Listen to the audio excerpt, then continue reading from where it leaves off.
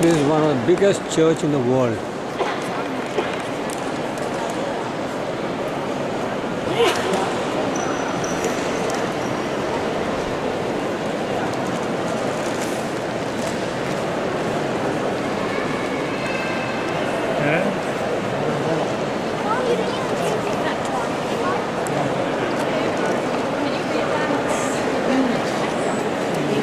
Inside the church, you are not allowed to use the microphone. So here inside you have to stay close to me, gather around me so you will listen better. Then outside I'll use the microphone. Into the church, pictures are allowed, even with the flash, movies are allowed. So you can use your electronic device. I was going to say, the government decided to build up the largest church of the world at the time, exactly 1 meter 3 feet longer and 1 meter 3 feet wider than the Cathedral of Siena, which was the largest church of the world at the time. When in Siena, our neighbors, not our friends, Florence and Siena were divided by 200 years of war. When they realized we were building up our church bigger than theirs, I'm sure you can imagine what happened. They added on their church. And we enlarged our, and they added on there, we expanded our, and so on and so on and so on. That's why it took 140 years to finish. Each time we enlarged, in Siena they did the same. At the end of this long and tough competition, we eventually won. And this was the largest church of the world. We won because in Siena they ran out of money. So this church in 1434 was the largest church of the world at that time. Nowadays it's still the third. Number one is St. Peter in Rome. Have you already been there or not yet? No, not yet. Tomorrow you will see St. Peter. Today the largest church of the world, younger than this one.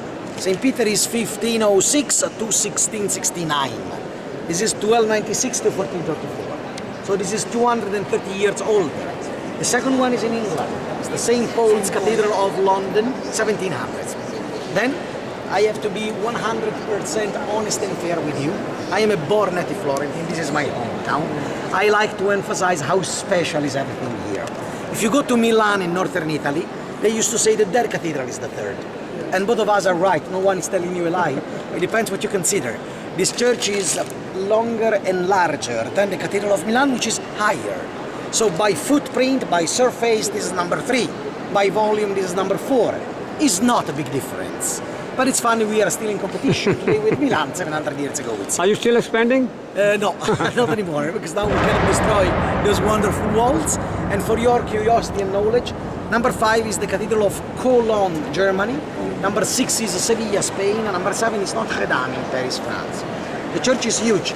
From that door to the stained glass window that you see behind the cross, 159 meters, approximately 480 feet. 5.5 basketball court in a row, to give you an idea how huge it is. At the transept, the short arm, because the long arm is called main nave, and the short arm is called transept. The transept is 109 meters wide, so something like 330 feet. If you figure it out, something which is 480 per 330 feet, you can build a stadium around this church.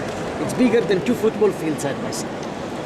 There are several things. This is a place where we can spend 2 weeks inside to show you everything. But I'll show you the 2 most important highlights of this church, which are the clock up there and the dome on the other side. I'll start to describe the clock. That clock, it's very important because it's the oldest clock of the world which is still working. So it's not the oldest clock of the world at all. It's the oldest, still working with the original wooden and irony mechanism. Because some clocks older than that one works thanks to a modern electronic device. This is still working with the original wooden and irony mechanism made in 1340. 1340 means 670 years old. Is still working, but I'm sure that some of you can ask me, okay, Bernie, what time is it? Because it's not exactly the same system we use. So I have to explain 2-3 things and then you will enjoy better. First point, it's a 24-hour period and not a 12 like our watches. So it's only 1 rotation per day and not 2 like in our watches.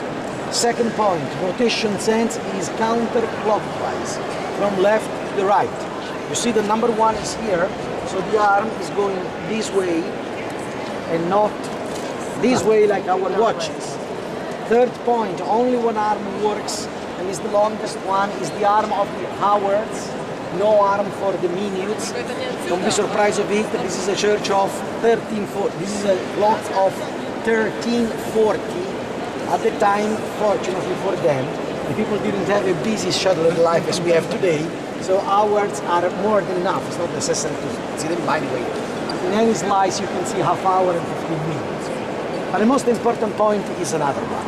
How they measure the time. Today we use a system that is the system of the Pope Gregory 1500s. That is older.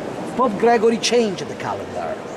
Before, for instance, that's a curiosity, the first day of the year was March the 25th instead of January the 1st. It seems to be an ordinary day, but if you think at Christian religion, it's not an ordinary day, because it's 9 months before Christmas,